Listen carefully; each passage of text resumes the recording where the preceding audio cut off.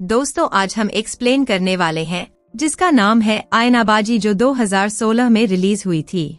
कहानी की शुरुआत में हम कुछ डॉक्टर्स को एक औरत की डेड बॉडी को ले जाते हुए देखते हैं। यहाँ एक डॉक्टर अपने कुछ स्टूडेंट्स को बताता है कि इस औरत ने अपने सभी ऑर्गन्स को डोनेट कर दिया है। इस औरत का इसके बेटे के अलावा इस दुनिया में और कोई नहीं है जो इसे हर महीने कुछ पैसे भेजता रहता है। अब सीन यहाँ से शिफ्ट होता है और हम एक वकील को किसी हॉलीवुड स्टूडियो नाम के स्टूडियो में बैठा हुआ देखते हैं। यहाँ वो उस स्टूडियो के ओनर गौसल से मिलने आया हुआ था। वह वकील गौसल को एक फोटो दिखाते हुए कहता है कि इस आदमी के ऊपर वायलेंस अगेंस्ट विमेन का केस चल रहा है, जिसके बदले उसे किसी और इंसान को जेल भेजना है।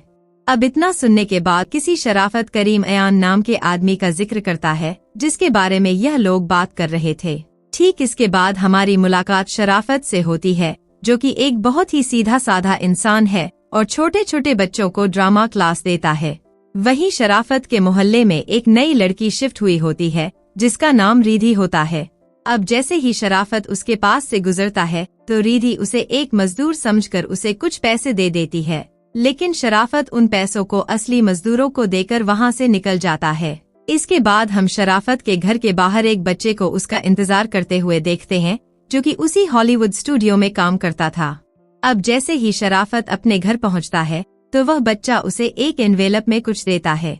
अब अगले दिन रिधि अपने छत से नीचे देखती है तो वहां उसे शराफत दिखता है, जो उस समय कुछ बच्चों को ड्रामा क्लास दे रहा था और यह चीज रिधि को बहुत अच्छी लगती है। अब यहाँ से निकलने के बाद शराफत एक आदमी से मिलने जाता है जिसका नाम कुरू सिद्दीकी होता है और इसी आदमी पर वायलेंस अगेंस्ट विमेन का केस चल रहा है। शराफत सिद्दीकी से बात करते हुए उसकी नकल करने लगता है और यहाँ से सीन शिफ्ट होता है और हम शराफत को अपना इंट्रोडक्शन देते हुए देखते हैं। यहाँ वह अपने बारे में बताता है कि वह एक एक्टर है और उसने अपनी आधी से ज्यादा जिंदगी जेल में बिताई है। यहाँ हमें पता चलता है कि शराफत का काम दूसरे क्रिमिनल्स की जगह जेल में रहने का है, जिसके बदले उसे पैसे मिलते हैं और ऐसे ही वह अपनी जिंदगी बिताता है। शराफत जिस किसी का भी केस लेता है उसकी हूबहू एक्टिंग उतारने लगता है और बिल्कुल उसी की तरह बिहेव करने लगता है, यहाँ तक कि वह उसी की तरह अपनी वेशभूषा भी बना लेता है। तो अब यहाँ सब कुछ प्लान के अकॉर्डिंग हो रहा था और तभी बीच रास्ते में पुलिस की गाड़ी में सिद्दीकी और शराफत अपनी अपनी जगह को एक्सचेंज कर लेते हैं, जिसके बाद शराफत सिद्दीकी की जगह जेल चला जाता है। वहीं रात होने पर सिद्दीकी उसी लड़की के घर के नीचे जाता है जिसके साथ उसने छेड़खानी की थी। वो लड़की उसे यहाँ देखकर डर जाती है। इसके बाद हम एक न्यूज रिपोर्टर साबिर हुसैन को देखते हैं, जिसका हाल ही में अपनी बीवी के साथ डिवोर्स हुआ है। दूसरी तरफ जब रिधि शराफत के ड्रामा स्कूल के पास से गुजर रही होती है तो उन बच्चों को देखने के लिए वह स्कूल के अंदर जाती है, जहाँ कुछ बच्चे अपने ड्रामा का रिहर्सल कर रहे थे। दरअसल रिधि को बच्चों से बहुत लगाव था, इसीलिए अब वह इनसे रोज मिलने आने लगती हैं। इसके बाद सीन शिफ्ट होकर साबिर पर जाता है, जो कि उस लड़की के घर उसका इंटरव्यू लेने जाता है और उस लड़की के पिता उसका इंटरव्यू लेने से मना कर देते हैं। लेकिन साबिर की आवाज सुनकर वह लड़की अब तक नीचे आ गई थी और वह इंटरव्यू देने के लिए रेडी होती है। वो लड़की साबिर को बताती है कुरू सिद्दीकी जेल में नहीं है, क्योंकि उसने उसको कल रात ही देखा है। अब यही बात साबिर ऑफिस पहुंचकर अपने बॉस को बताता है, जिसके बाद वह कहता है कि उसे यह खबर न्यूज़पेपर में छापी होगी, लेकिन उसका बॉस ऐसा करने से मना कर देता है। इसकी एक वजह शायद यह भी थी कि इस बात का कोई सबूत नहीं था। वहीं कुछ दिनों बाद सिद्दीकी की कोर्ट में पेशी होती है, जिसके लिए उसे कोर्ट लाया जाता है, लेकिन फिर से एक पॉइंट पर आकर दोनों सीट एक्सचेंज कर लेते हैं। अब यहाँ साबिर भी मौजूद होता है, जो सबूत इकट्ठा करने के लिए जब फोटो क्लिक करने वाला होता ही है कि तभी दो लोग आकर उससे लड़ने लगते हैं। यहाँ हमें पता चलता है कि यह सब खुद सिद्दीकी ही करवा रहा है, क्योंकि उसे पता चल चुका था कि कोई साबिर नाम का रिपोर्टर उसका पीछा कर रहा है। इधर कोर्ट में सिद्दीकी के खिलाफ कोई सबूत न होने की वजह से कोर्ट सिद्दीकी को रिहा कर देती है। सीधे तरीके से समझा जाए तो अब शराफत छूट गया था, क्योंकि वही सिद्दीकी की जगह जेल में था। अब यहाँ से निकलकर शराफत अपनी कार में जा रहा होता है तो सिद्दीकी का सेक्रेटरी साबिर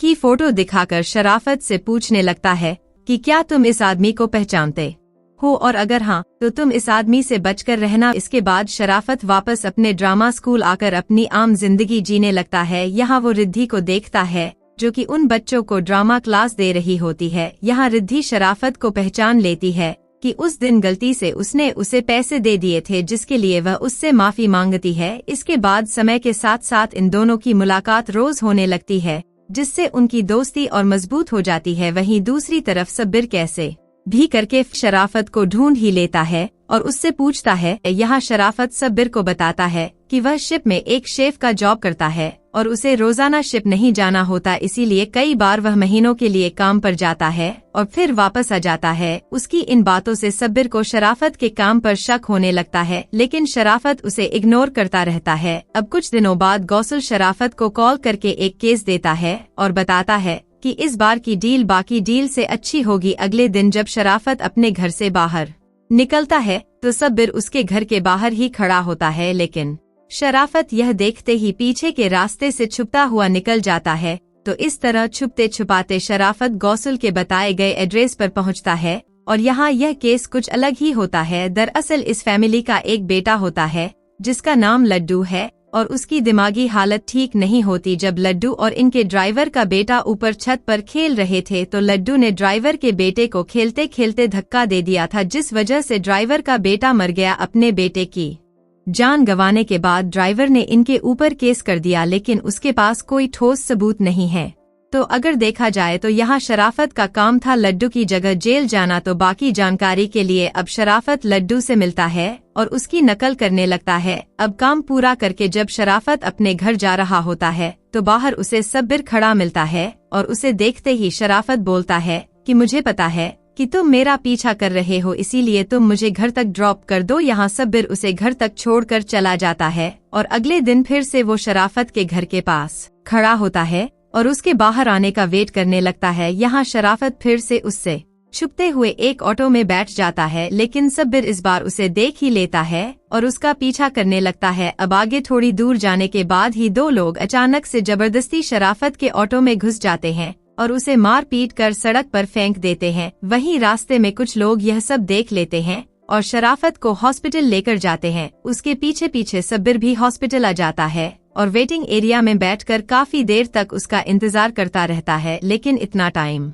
होने के बाद भी वह बाहर नहीं आता। दरअसल यह सब शराफत का ही प्लान था कि वो सब्बिर से बच सके। वहीं कुछ देर बाद शराफत अपना भेष बदलकर सब्बिर के सामने से ही निकल जाता है और उसे भनक तक नहीं पड़ती और वह वहीं बैठा उसका इंतजार करता रह जाता है। अब सब्बिर से पीछा छुड़ाने के बाद शराफत लड्डू के बदले जेल भी चला जाता है और सब्बिर को कानो कान खबर तक नहीं लगती। अब ऐसे में सब्बिर मजनू नाम के आदमी से मिलता है जो कि शराफत की गली में ही रहता था और यहाँ वो शराफत के बारे में उससे पूछने लगता है। यहाँ मजनू भी वही बताता है कि शराफत किसी शिप पर एक शेफ का काम करता है। खैर वहीं लड्डू की जब कोर्ट में ट्रायल होती है तो वहाँ ठोस सबूत न होने की वजह से कोर्ट लड्डू को रिहा कर देती है और इसके बाद जब शराफत वापस अपने घर पर आकर नहा रहा होता है तो अचानक वहाँ रिद्धि आ जाती है और उसके घर की तारीफ करने लगती है। वहीं अगले दिन सब्बिर एक बार फिर से शराफत के पास आता है और उससे सच जानने की कोशिश करता है, लेकिन शराफत उसे इग्नोर करके वहाँ से चला जाता है। इसके कुछ दिनों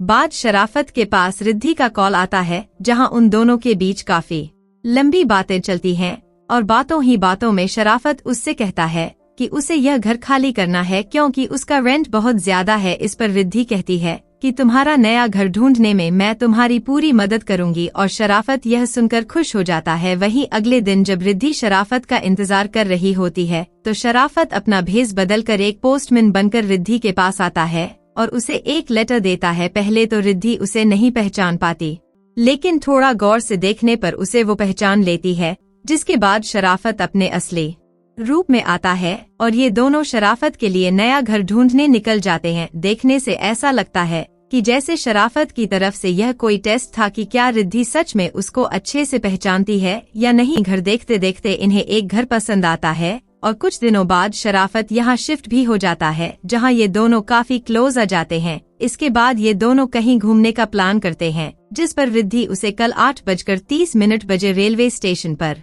मिलने के लिए कहती है। इसी बीच शराफत को एक नए केस का कॉल आता है, लेकिन वो यह काम अब बंद करना चाहता था, इसीलिए वह अपने फोन से सिम निकाल कर फेंक देता है और ठान लेता है कि अब वो यह काम नहीं करेगा। वहीं अगली सुबह जब शराफत अपना बैकपैक कर रहा होता है तो उसके घर में कुछ गुंडे आकर उसे किडनैप करके अपने साथ ले जाते हैं। तभी शराफत के फोन पर रिद्धि का कॉल आता है, तो वो गुंडा उसका फोन छीन कर कार से बाहर फेंक देता है। कुछ देर ड्राइविंग करने के बाद वो गुंडे शराफत को किसी पुरानी बिल्डिंग में लेकर जाते हैं, जहां और भी कई सारे लोग थे। शराफत जब अपनी आंखें खोलता है तो ठीक उसके सामने बैठा एक आदमी उसे टाइम बताता है, और इस टाइम को देखकर शराफत के होश उड़ जाते हैं, क्योंकि यह आदमी कोई और नहीं बल्कि खुद शराफत का ही हमशक्ल होता है, और इसका नाम निजाम सैयद चौधरी है। और निजाम एक बहुत बड़ा पॉलिटिशियन है, और उसने किसी का कत्ल कर दिया है, इसलिए वह चाहता है कि शराफत उसके बदले जेल चला जाए। यहाँ निजाम कहता है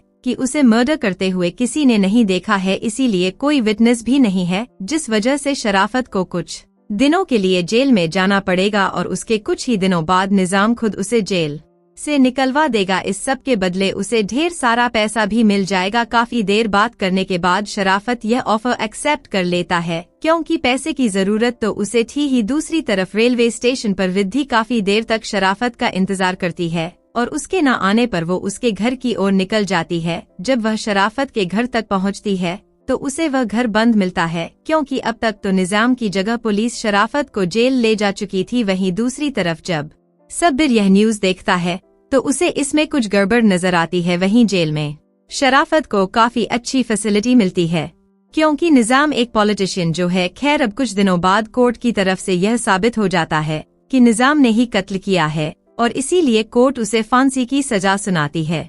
यह सुनकर शराफत के होश उड़ जाते हैं, क्योंकि वह तो बस कुछ ही दिनों के लिए ही जेल में आया था, लेकिन यहाँ तो बात फांसी तक पहुँच गई थी।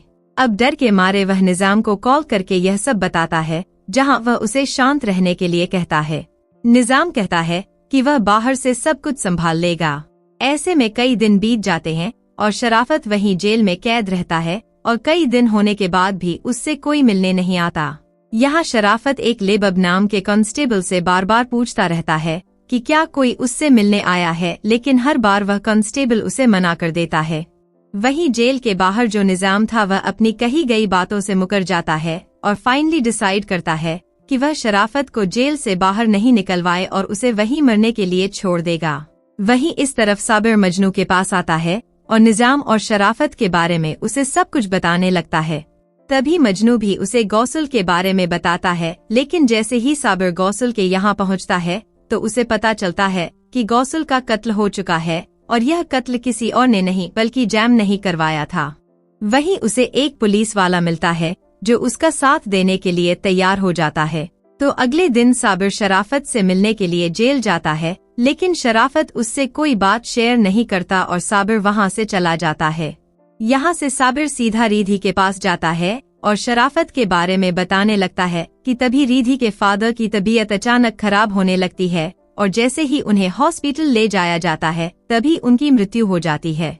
अब इसके कुछ दिन बाद साबिर फिर से रिधि से मिलने जाता है और शराफत के बारे में सब कुछ सच सच बता देता है कि वह क्या काम करता है और कैसे पैसे कमाता था। अब इस सब के अलावा वह शराफत की मां के बारे में भी रिधि को बताता है। दरअसल 7 साल पहले शराफत की मां को कैंसर था और उसे उस वक्त पैसों की बहुत जरूरत थी। वे दोनों एक ड्रामा स्कूल में काम किया करते थे, जहां उनकी मुलाकात गौसल से हुई, जिसने शराफत की एक्टिंग स्किल्स को देखकर उसे यह काम सौंपा और किसी दूसरे इंसान की जगह जेल जाने के लिए कहा। उस केस में शराफत को 3 साल की जेल हुई, जबकि उसको 3 महीने की जेल बताई गई थी। जब वह जेल गया तो उसके कुछ ही महीनों बाद उसकी मां की मृत्यु हो गई। लेकिन शराफत जब जेल से वापस लौटा तब उसे पता चला कि उसकी मां अब इस दुनिया में नहीं रही, और मूवी की शुरुआत में हमने जिस औरत की डेड बॉडी को देखा था वह शराफत की मां ही थी, और गौसल उसकी मां के लिए पैसे हर महीने भेजता था। उसके बाद से शराफत ने इस काम को अपना धंधा बना लिया और आज तक यही करता आ रहा है।